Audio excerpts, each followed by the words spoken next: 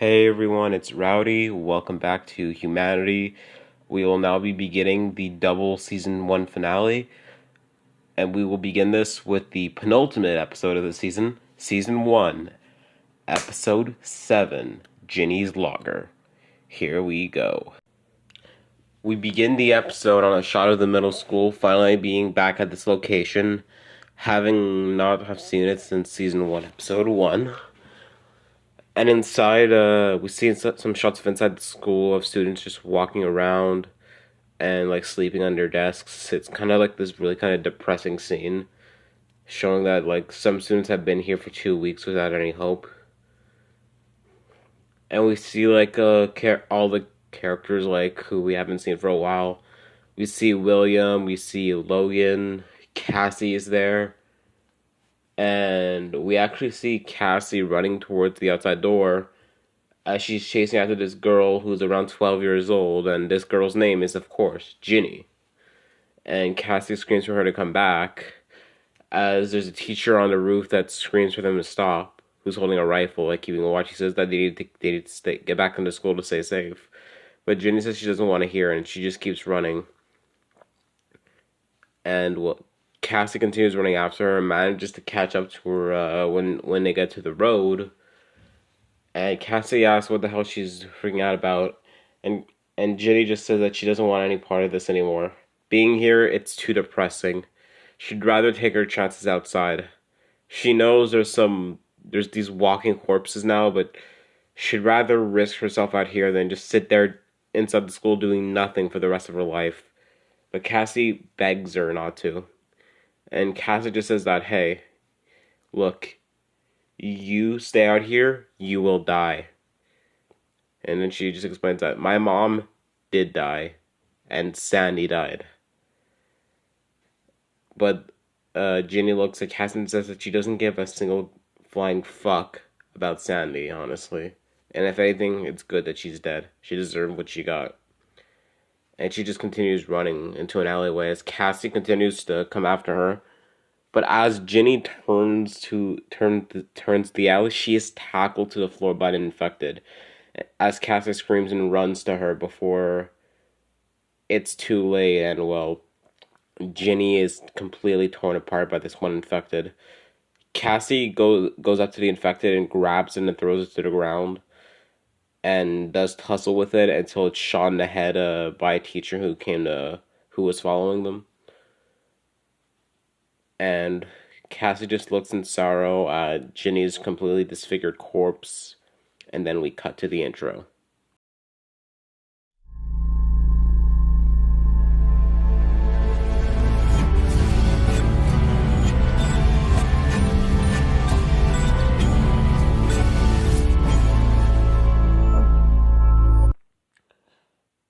We now go back to where we were with Alex, Kelly, Derek, Viola, Devin, Mike, Corey, and Jason. We're like back with all them as we see Jonathan's group of him and four other teens entering the store. And they come in, and one of the kids fires a gun in the air, and he screams for everybody to get up. And this just completely gets everybody on alert. So now the group comes out into the main room, as some of them were in the back room. And now all of them, Jonathan's gang, they're aiming guns at our group. And Derek asks what the hell this is about as he's reaching for his pistol. But Jonathan laughs and tells him like, "Don't even try it, old man." As he slowly goes up to Derek and takes his pistol away. Alex screams like what the hell he's doing. And Jonathan says, it's survival of the fittest now, kid. Now hand over all your shit." And Kelly goes up to him and is like, "So this is what you've become, huh?" Yeah, like, she's like, "Hey, I can handle you being some asshole ex-boyfriend, but this, robbing people, what have you done now in 2 weeks, huh? What have, you decided to already come to this? The world's falling apart and you're deciding to rip on other people. You're not even ripping on other people emotionally. Now you're actually hurting them and taking their stuff and stopping them from surviving? What the hell's wrong with you?" Jonathan laughs and says, hey, and he's kind of like happy to see her as he just realizes that she's here, and he says that he's he's surprised to see her alive after what happened in the forest, and this kind of pisses her off because of course Jonathan did leave her to die in the forest, and she says, "Well, hey, I managed to survive." I mean, she says, if only I could say that, if only I couldn't say the same about you." Corey tries to step up and tells Jonathan that what he's doing is stupid and dangerous, and eventually it's gonna catch up to him, and he's gonna get himself killed. So maybe just walk out of here and forget this ever happened. And he says that they may have guns, but they still have them outnumbered. So one of Jonathan's guys aims his Glock 18 at Corey and tells him to get back in line. Basically, like quit wasting our time. Um, Chloe tells him, "Fine, just give him everything you got." Like she's basically just giving up. And Chloe says, "Hey, give him everything you got. Don't risk yourself getting hurt." And Kelly's like, "Yeah, hell no, bullshit. I ain't giving up my shit. I ain't giving it up because some assholes want me to. Why don't we freaking fight these guys?" And obviously, all the teens immediately aim their guns at Kelly. And Jonathan says that she's not going to be able to take all five of them. He says, "Okay, honestly, maybe you could take one of us in a fight, but not all of us. So unless you want to seriously get yourself hurt, you should just hand over your supplies." And then like Jonathan pauses for a minute and looks at her in the eyes, and he smiles and says, "You know, you'd make a great addition to the group, actually." And then Alex steps up and says he's gonna stop him right there. As Jonathan like puts his hand on her, and even though Jonathan has a gun, Alex shoves him away and tells him to get his hand grabbing hands off of her. And Jonathan asks who the hell he is telling him what to do. And well, Alex just says, "You might want to get off my girl." He wouldn't say it like that, but he would. Hopefully that dialogue wouldn't be too cringy, but he'd just be saying like, "Get your hands off her, or I'm gonna hurt you." And these kids laugh as they continue aiming guns at our group. And Jonathan just says, "Christ, you know what? We're just wasting our time." And he just tells one of his guys to grab Kelly and let's get the hell out of here. Forget the supplies. She's enough. She's more than enough. And then one of the guys goes on to grab Kelly, and this really enrages Derek as he runs at them. But uh, but then one of the teens smacks him in the face with his gun, not knocking him out, but he's on the ground bleeding, and now he has two guns pointed at him. And now other guy grabs Kelly by the arm, and this causes Alex to get really angry, as he immediately runs at the guy who grabs her and manages to push him away. But then, this whole causes just Jonathan and two others to hold Alex down and put a gun to his head. And then Jonathan says that either she's gonna come with them, or they're gonna blow her boyfriend's brains out. And everybody's frozen, just standing there. Like nobody knows what to do now. As again, Kelly's being held by two of the Jonathan's guys again, and obviously the rest are at gunpoint. And Derek's on the ground, like he has a bit of blood coming out of his mouth, but he says that if he lays another finger on her, he's gonna kill all of them brutally.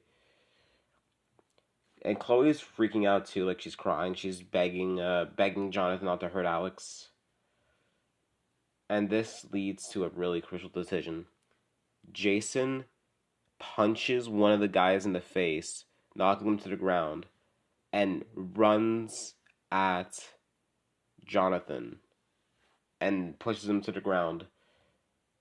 And this causes a bit of an opening for the characters. And Derek picks up the gun of the guy who Jason punched, raises it, and he shoots three of the guys before his gun clicks. And then we see Derek running to help Jason as well. Jonathan gets a shot off, and he shoots Jason straight in the heart. And he screams as Jonathan manages to get up and he runs away. Like he runs into he just runs into the back room, and we hear like the back door open. And this man leads to Derek running at the other guy who's still in the store trying to get away, tackles him, and beats him to death with the butt of his Glock. As everybody takes a breather as everybody looks at each other. And well, they all gather around Jason as he's holding his stomach and he's bleeding out and coughing. And Chloe goes up to him, holding him, and begins crying.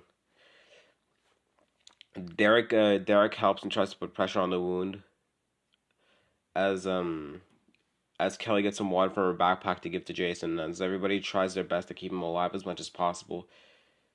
And Jason is like he's pale. I mean, he's been shot in the heart.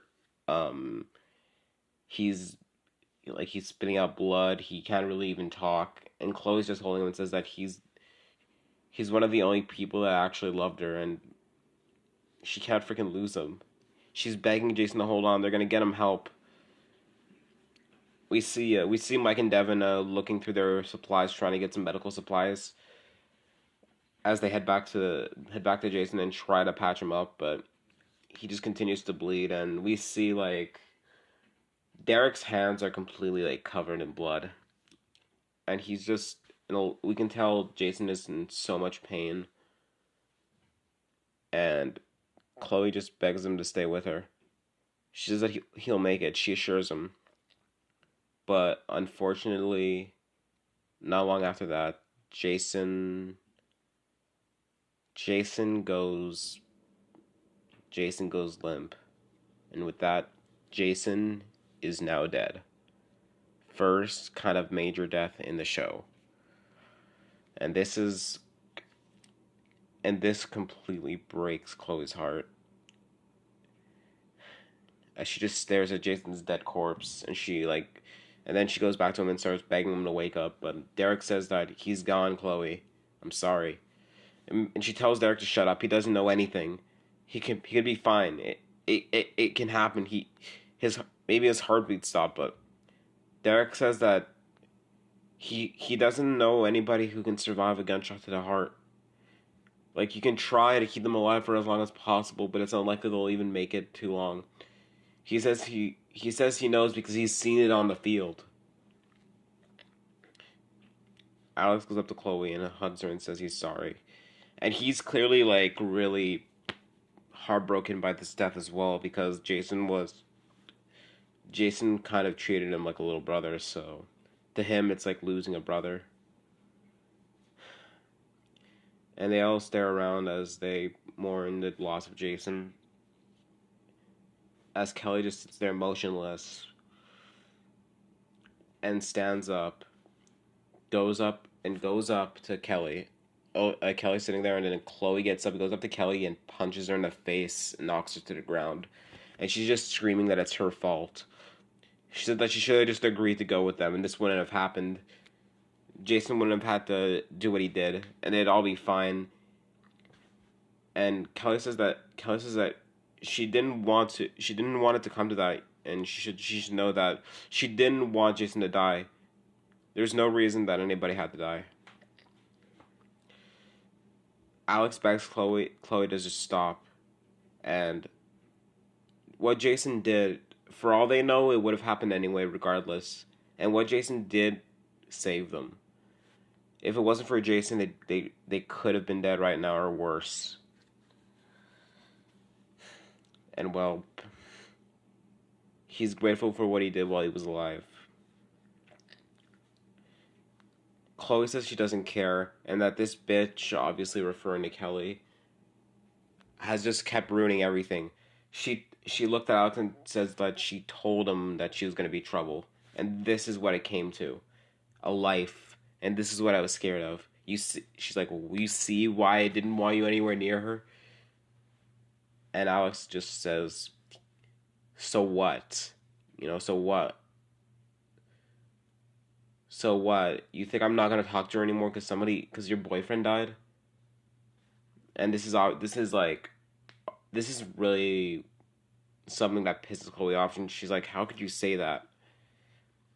And Alex says he's upset over Jason too, but she can't just be blaming somebody who was pretty much completely innocent. Honestly, no, she was completely innocent. Blame the guy who killed him, who got away, obviously, but but Chloe again, she's just saying that, hey, if it wasn't for that guy, if it wasn't for Kelly, that guy wouldn't have even been trouble in the first place. They may have been able to sort something out. Kelly says that she's sorry about Jason. She never would have expected him to do that. But what's done is done, okay? And they gotta move on. They gotta keep They gotta just keep going and hope for the best. They'd have nowhere to go now, and they need to get out of here. If those gunshots were loud, and they could have drawn more dead in. And, well, they decide they gotta get going, but Chloe says that she can't leave him. And Derek says that they'll bring him with them as they carry his corpse to the truck. And they they put his body in the back of it as the whole group crams together. And we see that Mike is actually looking at a map that was like he found this on one of like Jonathan's guys, and Mike points out that there's places marked on this map, and one of them is actually the middle school. And he says, "What if they go there? I mean, what if this was a map of places they wanted to check out? What if there's still people at the middle school or something?" And Derek says that's actually not a bad idea. And Chloe just sits there, not saying really anything, as Alex gets in the back. Alex gets in the back, like the back bed where Jason's corpse is, along with Mike, Corey, Devin, and Viola, and well, yeah, they begin driving away towards the school. We see everybody finally reach the parking lot of the middle school as a teacher with a rifle aims their gun at them. And we quickly realize that this teacher is actually Mr. Quartz, or William, of course. And William immediately heads downstairs and is really happy to see a lot of them since he pretty much knows everybody there. And we just see the others bring out Jason's body, and this is obviously really like heartbreaking for Mr. Quartz as well, since he obviously knew Jason back when he was a student at the school. And he asks what happened. And Chloe says, just immediately walks inside the school, not saying anything, and just says, just ask them. I don't even care anymore. As she just walks inside the school.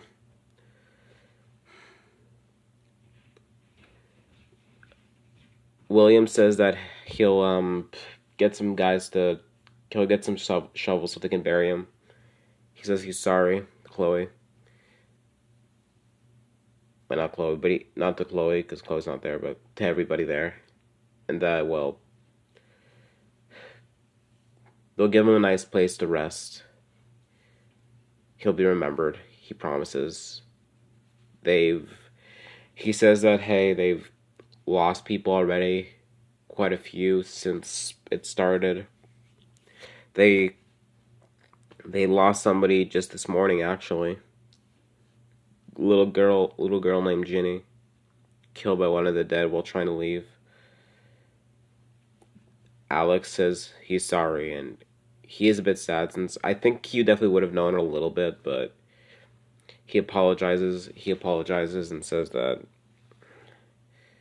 at least she doesn't have to live in this world, right? William says he's just glad to see everybody safe and to get inside. They'll have to talk. The principal's going to want to see them at the entrance, but Besides that, they're welcome to stay here. They have quite a few people here now. As they're beginning walking towards the entrance of the school, William says that there's around 120 kids here now. They have quite a bit of food stockpiled. They actually, him and a bunch of other teachers actually went to a nearby grocery store and looted everything there. Managed to get enough for a long survival period. And this store would be the exact same store as we saw in episode 5, where Jason and Chloe went to. So it kind of all ties back together. Now we know like why there was nothing in there because the teachers completely raided it. They walk inside the school as some woman walks up to them, and this is the principal of the school. Her name's Judy. She is basically the leader now at this place, obviously, and she asked them. If they're doing okay. Just some basic questions, and then she asks if any of them have been bit. And obviously, she goes to everybody. Alex, no. Kelly, no. Derek, no. Viola, no. Corey, no. Devin, no. Mike, no. None of them are bitten. And Judy says okay. She tells Alex that she saw his sister enter. Already checked with her about the bites, and he thanks her. And he asks what they do now, and Judy says that she'll be honest with them. They might have a lot of food, but things aren't the greatest here. Pretty much, they don't have much places to sleep that are comfortable. So for the most part, people sleep under desks, on gym mats, tables, on shelves. It's pretty much just a huge array of varieties of places people sleep, and it's unfortunate. But right now, it's the best they can do. They gotta keep sound down as well. They're trying to do some things to soundproof the school as much as possible, but she just wants things to go back to normal. Too many people have died. And Viola looks at Judy and says she knows, and that maybe one day things can go back to normal. Judy says that she can only hope, and she tells everybody that she needs to go back to her office, but just get settled in, try to keep the noise down, try not to cause any trouble, and she says that they eat twice a day, morning and at night. They'll be having a nighttime meal in a few hours, so yeah, they'll be eating in a few hours, so they'll be able to enjoy some good food. Even though it's not going to be a lot since they still got a ration, everybody will eat together, and it's the only sense they have of being normal, I guess, the meal times. So then Judy leaves, and everybody kind of separates. Alex tells Mike and Corey that he's gonna go walk around, see if anybody they know is here, and well, he'll see them later. Corey tells Alex to watch his back, and they fist bump, and Alex says he always is, and he's just really, really unsure what to do now, conflicting with what happened with Jason's death. I feel like even Alex he feels guilty for what happened to Jason, but he just continues walking into a hallway as Chloe walks up to him, and she says that she needs to talk to him about what happened at the store. And Alex says that if she's gonna start just accusing Kelly of it being her fault even more, he doesn't want to hear it. But Chloe says that he needs to listen. That she's being harsh. She understands, but she's just trying to protect them. She just got to protect them. Their parents aren't around, and what they would want, what they would want is for her to take care of him, and she has to do what's right. And Alex may be mature for his age, but he's still got to listen to her. She's still the authority figure in this. Alex looks at her and says, "Well, you may be older, but why did mom and dad tell me to take care of you before they left? they left for the city, the trip they wouldn't come back from. And Chloe says that she didn't know that they said that. And well, Alex says, well, they did. And honestly, I don't blame them because you clearly can't. You clearly need help. You can't freaking think for yourself. You gotta think for everybody else and think that everybody's against you and the people you care about. And when the littlest thing happens, you want nothing but the worst for the people you don't like. And you act so overprotective that you're the one that needs protecting. Chloe says that she just doesn't want him to die. And she wants him to see that. Alex says he's sorry about Jason. Again, what Jason did was heroic. But Chloe is not going to get anywhere blaming Kelly for what happened. What happened, it's over. And unless for somehow Kelly's the one who pulled the trigger on Jason, she doesn't want to hear it at all. He doesn't want to hear it at all, and well, he begins walking away, and Chloe says that she can't let him get himself hurt. Alex turns around and looks at Chloe, and then he walks away. We hear somebody behind Alex, and Alex turns around thinking it's Chloe again, but it turns out to be Cassie. Alex smiles and goes up to her, and they instantly they share a much needed hug. And Cassie laughs and says she's so happy to see him. Alex smiles and says he didn't think she made it, unfortunately. Cassie sits down and says on a chair in the room they're in. Because it's the room they're in, it's like the hallway leads into this big almost foyer type room with a bunch of benches. So they're sitting together and they're talking about everything that happened and they're recapping. But yeah, Cassie says that she almost wished she wasn't, and then she tells Alex what happened to her mom. And Alex says that she's so sorry about her mom, and that he hopes that she's in a better place. And then Cassie tells him there's something else you should know. Alex looks up and asks what it is. And Cassie tells Alex that Sandy is dead. She got bit and she had to kill her. She wanted her to put her down, and she did. Alex asks if it was hard. And Cassie says that she basically killed a person. It's as hard as it gets. I think nothing gets harder than that, does it? Alex says that she can't put the blame on herself. It's what Sandy wanted, right? I mean, Sandy was a nasty person, but she doesn't deserve to be rotting as one of those things for the rest of her life. And Cassie says that that's why she did it.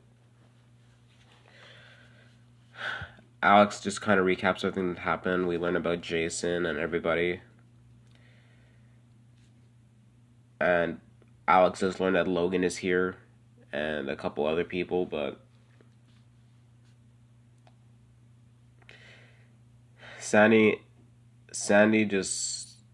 death really kind of tore Cassie apart emotionally and mentally, though. But now Cassie just is completely adapted to this new world now. She doesn't think about what happened before. She just wants to make it now. Surviving is kind of her main goal. And Alex says, after seeing everything that's out there for the past 2 weeks, that's my goal as well. He says that he's killed quite a few of those things now. And at first it was hard, but now it feels natural already. Cassie smiles and says that she's glad that he's here, though. Same for everybody else. Alex says that they're gonna make it. Even if things don't go back to normal, they're gonna make this place worth living at. Cassie laughs and says, Who knew that we'd basically be living at school now, and that we'd be basically seeing it as a safe haven?" Alex gets up and says that he has to get going for now, but he'll speak to him soon. We we see a couple kids sitting around a table, and these are some new characters.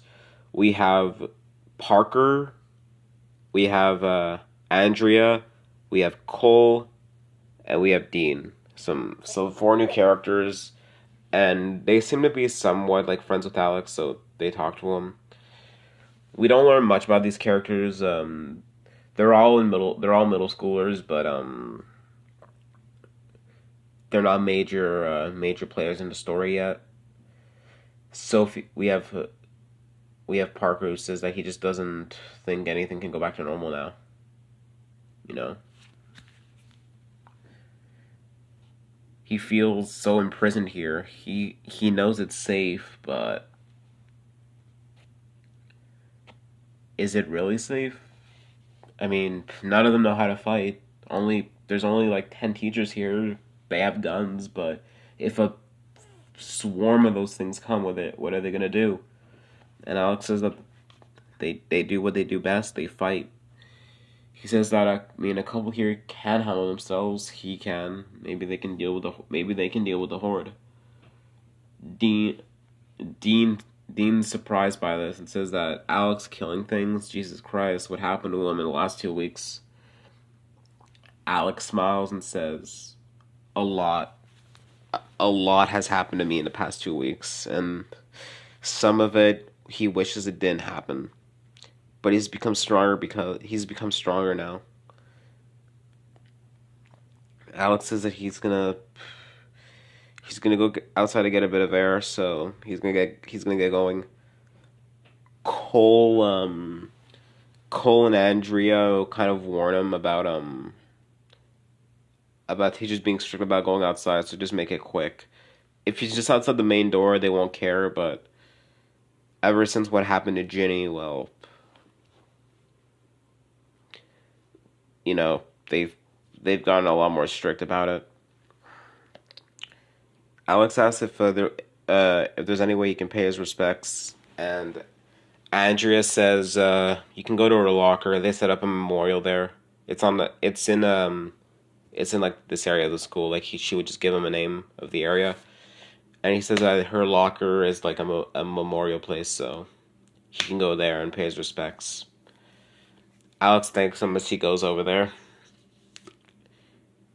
Alex goes to Ginny's locker and stands in front of it, and in front of this locker there's some candles and like a board with messages from people saying, like, sorry, it's so sad to see you go.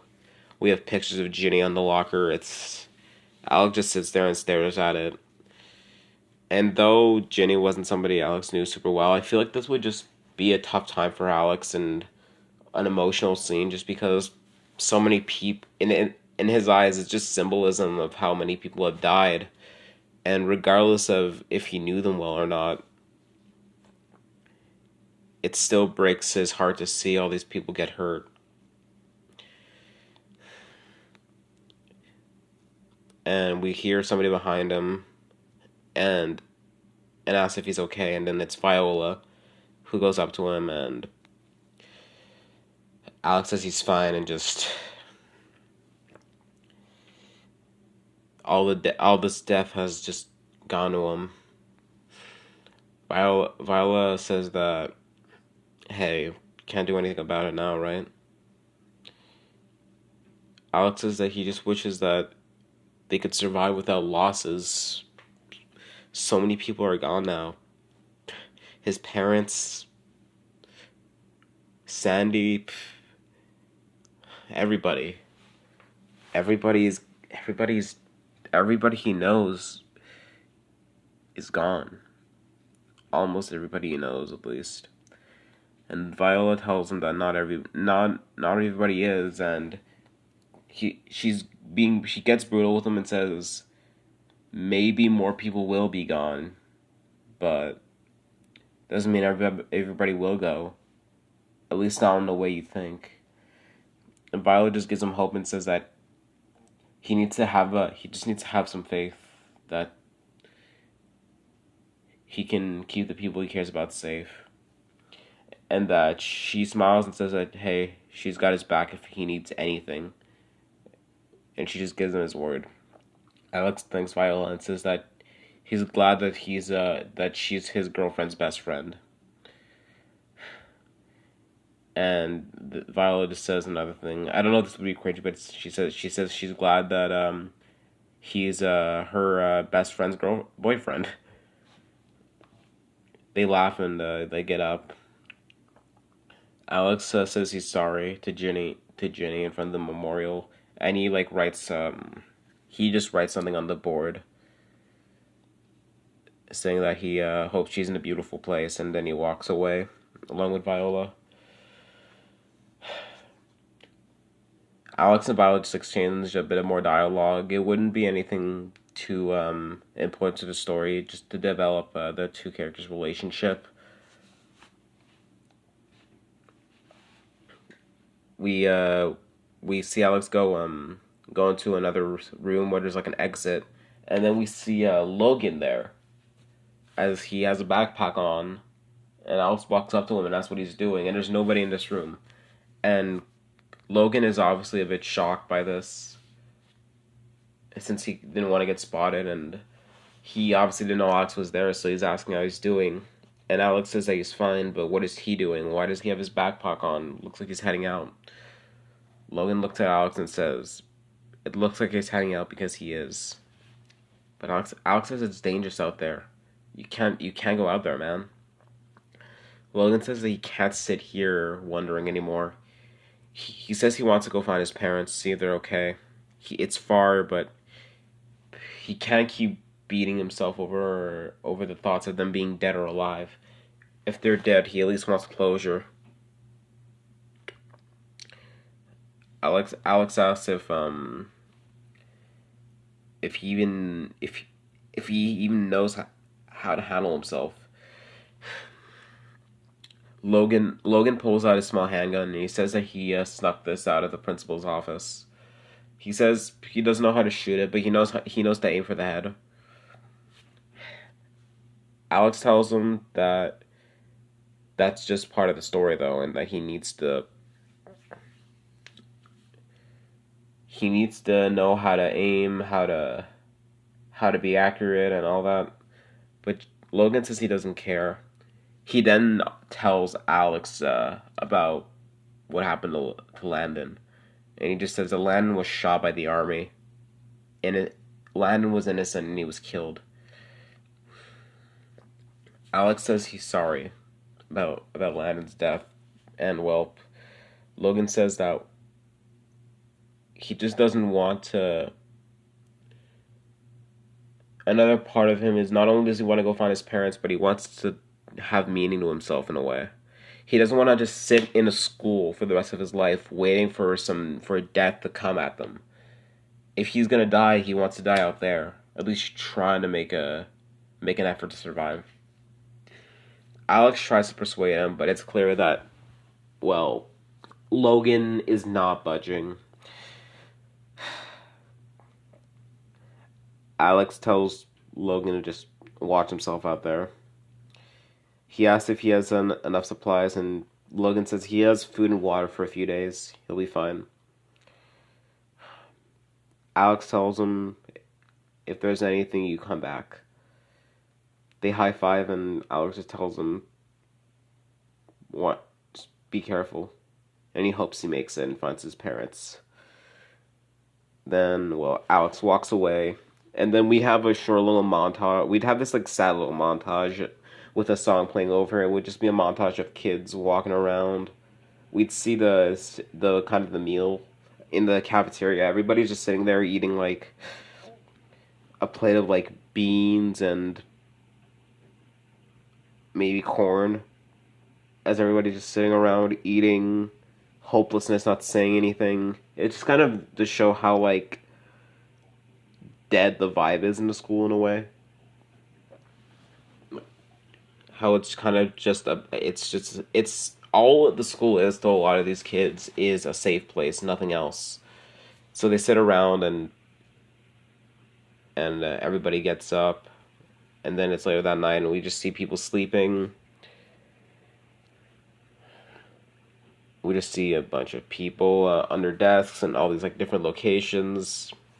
Alex is sleeping in a classroom with a bunch of other kids. Chloe is in this room, and so is Mike. And there's just a bunch of other redshirt students. And then the song like stops and the montage stops as Alex gets up and he hears music that sounds like it's coming from a radio. And he nudges Chloe and asks if she hears that as Alex gets up and leaves the classroom. And he begins heading towards the exit as he hears the music get louder and louder. And well, he goes out the door and he sees a figure heading towards the school holding a radio. And this is Jonathan, and he's holding a radio that's blasting extremely, extremely loud music. And he has a pretty sizable chunk of infected behind him. As Alex screams for somebody to come out here. And some people heard him, and obviously woke him by the music, because immediately we have Derek, Kelly, Corey, Dean, and Andrea come outside. And Judy comes outside too, and she ushers some of the kids back inside as they see Jonathan heading towards them. But Alex begins heading towards them with Kelly and Derek, and Judy tries to usher Alex and Kelly back inside, but Kelly tells her that she knows them, she can talk them down, and she says that if things go bad, they're gonna need her to, they're gonna need her, because she knows how to she knows who Jonathan is, and she can maybe calm him down and stop him from doing this, whatever he's trying to do. They immediately walk up to Jonathan, and Derek aims his gun, and Kelly doesn't have one because I won't say too much. I mean, I forgot to say, but when it comes to the kids, they took their guns away, so Alex doesn't have a gun on him anymore. Viola doesn't. Kelly doesn't. They let Derek keep his gun because he's an adult though. And Derek aims his gun at Jonathan as Jonathan walks up and laughs. It's kind of almost psychotically. And Kelly asks what he's doing and calls him a psychopath. And Jonathan laughs and says, "You left me for dead. And I almost died." And this leads him to remove his shirt to reveal a pretty sizable bite wound on his neck. And he says, "Yeah, I got bit because of you." Yeah. And Alex says, "Yeah." Alex says that Jonathan got bit because of himself, not because of anybody else. And well, if he didn't do what he did, maybe he wouldn't be bitten, not about to die. And Jonathan says that he shouldn't be talking all like that because he has a pretty sizable chunk of infected behind him. They're heading their way. They're not running. They're just but they're on the road of the school heading towards towards this grass area of the middle school. Derek keeps his gun focused on Jonathan, and he says that Derek killed his friends and that this is going to be revenge. Derek tells Jonathan he's going to give him one warning. He tells Jonathan to leave now. That boombox, he's attracting a horde, and he knows what he's trying to do. So he gives Jonathan a warning: leave now, or get shot. And Jonathan says he's already dying anyway, but he'll make them a deal. He turns to Kelly and says that if Kelly comes with him now and decides to be with him, get back with him, so they can live the rest of his life, him and her, and they can take their lives together. And And Alex says that that's not going to happen. And Jonathan says that that question wasn't for him, and that it was for Kelly. And Kelly just looks at him and says, "Like you want me to kill myself with you?" And Jonathan says, "Yeah. I mean, I'm not gonna make it too long, right?" He says that, "Hey, let's get back together. I can maybe make it about a. I can maybe make it another. I can make it another day or two.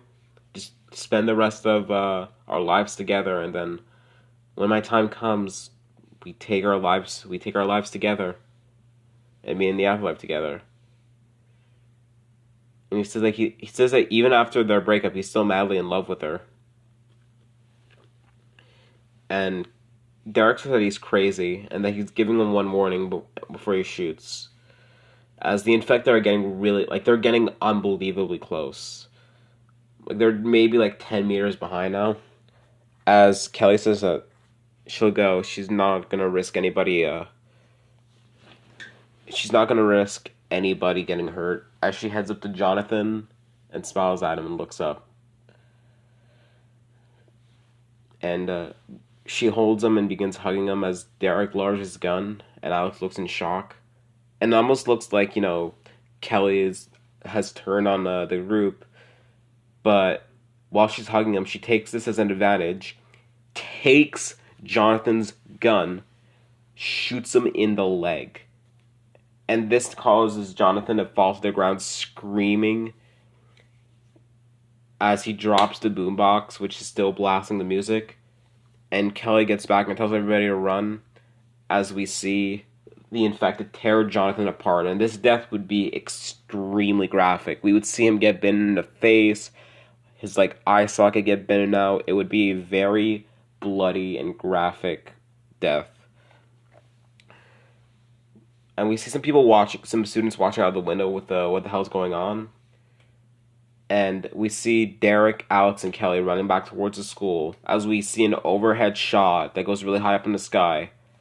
As from another road, there is another pretty big horde of infected heading towards the school. And boom, that's the end of the episode. Hope you guys have enjoyed. This was the penultimate episode, a pretty crazy one, tons of character development. We had some deaths. We had the death of Jason at the beginning, death of Jonathan at the end. And now we have a really crazy setup for what is going to be a very action-packed Season 1 finale. Cannot wait for you guys to see it. Bye.